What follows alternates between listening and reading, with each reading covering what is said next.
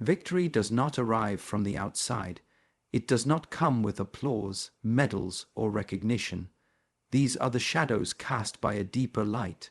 True victory is forged in silence, in stillness, in the chambers of your own mind, where no one watches and no one intervenes. The external world merely reflects what has already taken place within you. Before a warrior lifts his foot to walk, his mind has already chosen the path. If the mind is clouded, the steps will be uncertain. But if the mind is clear, each movement becomes deliberate, precise, unstoppable. To win, therefore, is not to overpower others, but to overcome the noise within oneself. The louder the world becomes, the more you must listen inward. The battle is not against an opponent. The opponent is merely a mirror, revealing your fears, your hesitations, your limits. But limits are not walls, they are doors. When you meet them with understanding, not resistance, they begin to open. And through each door you pass, you come closer to the person you are meant to be. Not in image, but in essence. Many search for strength outside themselves. They look for mentors, for validation, for weapons of technique and strategy. But all tools are extensions of the inner hand. If the hand is not steady, even the sharpest blade is useless. If the spirit is not ready, the greatest opportunity becomes a burden. All strength begins in the heart that dares to sit with itself. There is a victory in stillness that few understand, to sit without fleeing, to breathe without distraction, to observe without judgment. This is training. It sharpens the inner sword. When the mind is trained to be calm under pressure, decisive under chaos, and grounded under praise or criticism, then there is nothing left to conquer, only to express. The one who wakes before the sun not to compete, but to align, is the one who commands their day. The world may be unpredictable, but the internal rhythm must remain steady. Like a mountain in the wind, your roots must be deep before your branches can rise. A person whose foundation lies within is not easily shaken, even by storms. When you are clear within, you no longer seek victory, you embody it. Every action becomes deliberate, every word chosen with care, every choice aligned with purpose. You no longer rush toward the goal. You become the kind of person who brings the goal into reality. This is not ambition. This is alignment. The world bends to those who move with clarity. Victory begins within, not as a declaration, but as a quiet agreement made in the solitude of your own discipline. It is not a scream of confidence. It is a whisper of certainty. It is the voice that says, I know who I am, I know where I stand, and I know what I will become. From this silence, strength arises. In a world full of movement, clarity is stillness. It is not the absence of noise, but the ability to remain untouched by it. Chaos will always exist outside, around, and sometimes even within. But clarity is the space between the noise where your true decisions are made. It does not shout, it does not rush, it simply sees. The mind, when untrained, is like water stirred by every wind. Thoughts pull in many directions, emotions rise and fall without anchor, and choices become reactions. But clarity does not react, it responds. A clear mind moves like a blade through confusion, not because it avoids emotion, but because it understands it. Clarity is not gifted to anyone. It is earned, moment by moment, through awareness, discipline, and reflection. It is cultivated in the early hours before the world wakes, and strengthened in the small decisions that others overlook. The one who chooses intention over impulse builds clarity like a fire, quiet at first, but powerful when sustained. In chaos, people search for escape. They run from discomfort, seek distraction, grasp for control. But the one who seeks clarity does not run. They stop, they observe, they breathe. In this simple act of pausing, they separate themselves from the chaos, not by distance, but by understanding. They no longer feed it. The chaos outside often reflects the disorder within. If the mind is full of clutter, the world will seem overwhelming. But when the mind is clear, even the most difficult situation becomes manageable.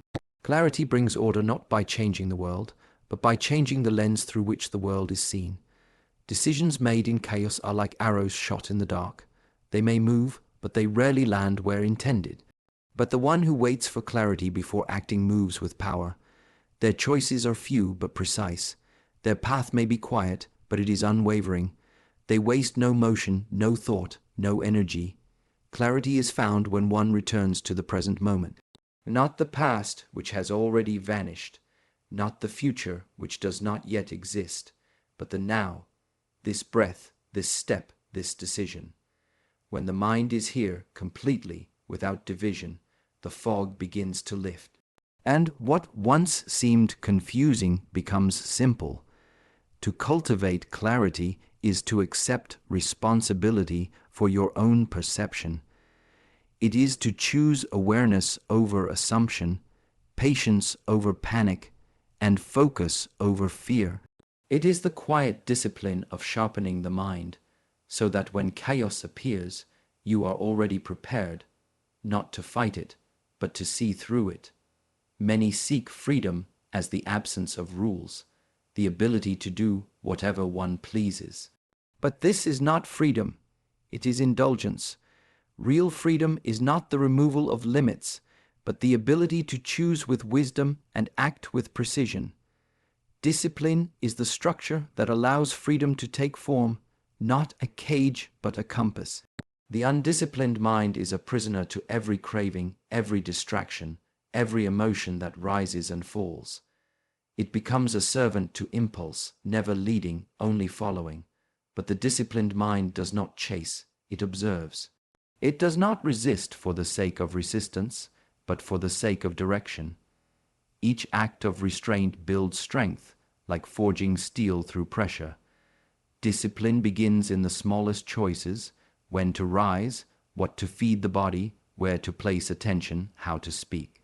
These choices appear trivial to many, but they are the very foundation of personal power.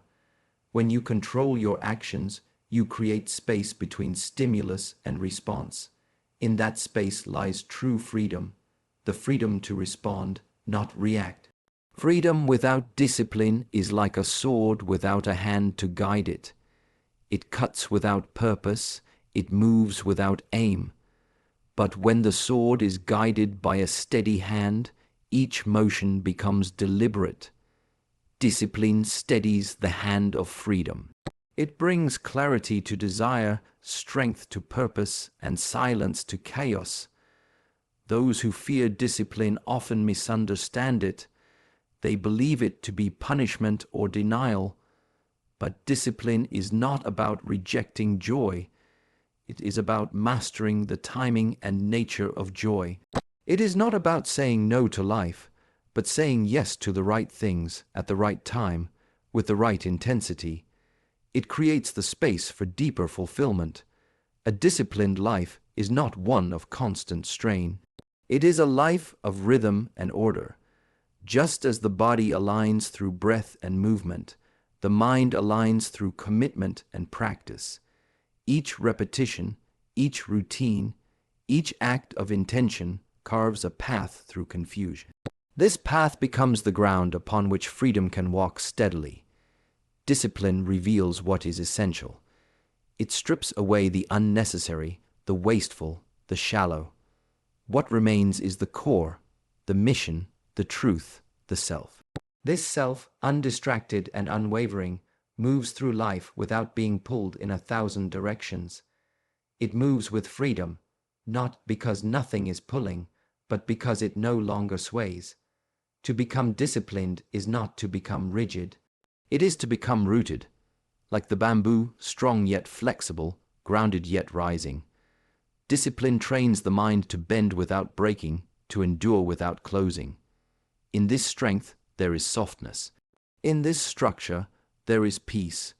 Through this peace, one begins to taste what freedom truly means. Motivation is a spark. It arrives suddenly, igniting action with fire and excitement. but like fire, it fades. It is unreliable, dependent on moods, weather, the words of others, or fleeting inspiration. If you build your path on motivation alone, you will walk only when the sun is shining, but the path is long, and the sun does not always shine. Persistence, however, is not concerned with feelings. It does not ask for energy, it creates it. It does not wait for the perfect moment. It uses the one in front of it. Persistence is the quiet force behind the strongest movements. It does not shout, it does not impress. It simply returns again and again until the task is done. Those who rely on motivation grow frustrated when it disappears. They wonder where their drive has gone and why progress feels so slow. But the one who trains in persistence accepts that some days are heavy, some movements are dull, and some victories are invisible, yet still they rise, still they train, still they move. To persist is to act without the need for reward. It is to do the work even when the outcome is uncertain. Persistence sees value in the process itself. It sharpens you, molds you, strengthens the spirit. When others stop because it is hard, the persistent continue, not because it is easy, but because it is necessary. Persistence turns effort into habit and habit into identity. What once required force becomes natural. The body adapts, the mind aligns, and the soul deepens. What began with effort continues with rhythm. Persistence transforms difficulty into discipline and discipline into freedom. In the quiet repetition of practice, persistence becomes a meditation. You no longer seek results, you embody the path. Each step, no matter how small, becomes part of your movement forward. Progress is no longer measured by what is seen, but by what is becoming within you. This kind of progress cannot be taken away. Even in failure, persistence holds value. It does not collapse in defeat, but gathers the lesson and continues walking. It understands that falling is part of learning and stopping is only a choice. Where motivation disappears at the first sign of resistance, persistence grows stronger with every obstacle. Persistence is not the absence of struggle. It is the decision to continue through struggle. It is a commitment made not once, but every day, often without praise, often without certainty, often without ease. But it is through this daily return that strength is built, not suddenly, but inevitably. Falling is not failure. It is a lesson wrapped in discomfort. It strips away illusion and reveals what is real, what is lacking, what is fragile, what still needs to be trained. Those who fear falling misunderstand its nature. The ground is not your enemy, it is your teacher, and each time you meet it, you are given a chance to learn. The one who never falls has likely never moved beyond safety, but the path of growth demands risk. To stretch, to reach, to attempt, these open the possibility of falling. And when you do fall, the body aches, the pride may sting, and doubt may whisper. But these are not signs of defeat. They are signs of movement.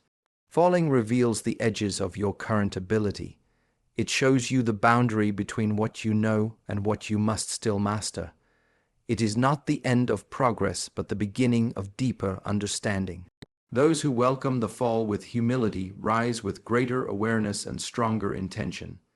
In each fall, the ego is challenged. It wants to stand tall, to be seen as capable, to avoid the sting of imperfection.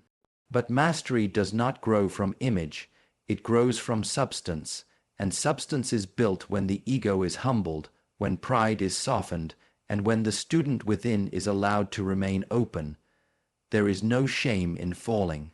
The shame lies only in refusing to rise. Every fall is a mirror. Some will look away, others will look deeply. What did I neglect? Where was my focus? Was I impatient, distracted, unprepared? These questions are not accusations, they are invitations to refinement. The one who rises after a fall carries more than before, not just knowledge but resilience, not just strength but insight. The fall becomes fuel, not a wound.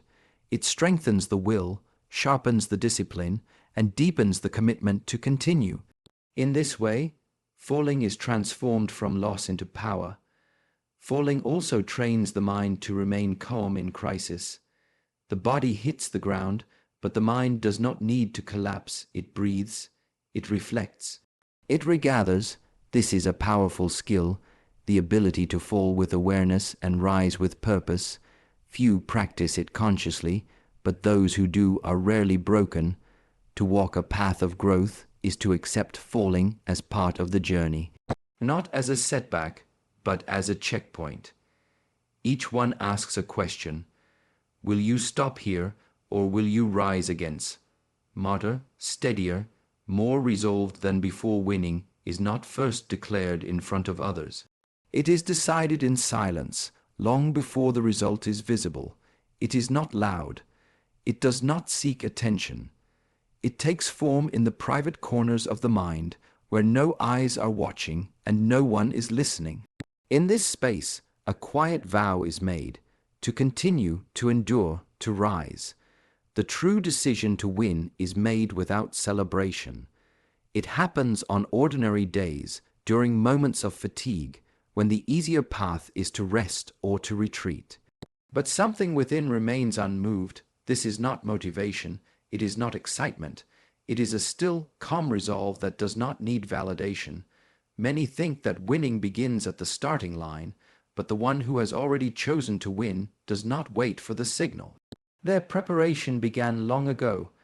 They trained when no one was watching, studied when it was inconvenient, and disciplined their mind while others were distracted. Victory was not sudden. It was cultivated in layers of commitment. The decision to win is made every time you say no to what is easy and yes to what is necessary. It is made when you show up despite discomfort, when you remain consistent despite setbacks, and when you act with integrity, even when no reward is promised. These are not dramatic choices. They are subtle, but they shape your path completely. Winning is not always a competition with others. More often, it is the quiet conquering of yourself, your doubts, your excuses, your fears. These are not enemies to be crushed, but shadows to be understood. Once you see them clearly, they lose their power, and in that clarity, the path forward appears. There is a strength that comes from not announcing your plans, from not explaining your effort, from not needing recognition. The one who is truly committed does not require permission or encouragement. They move forward step by step, grounded in their own truth. This kind of movement is steady, and it is difficult to stop. The decision to win is made each morning when you rise with purpose. It is made each night when you reflect with honesty. It is not dependent on mood or external events.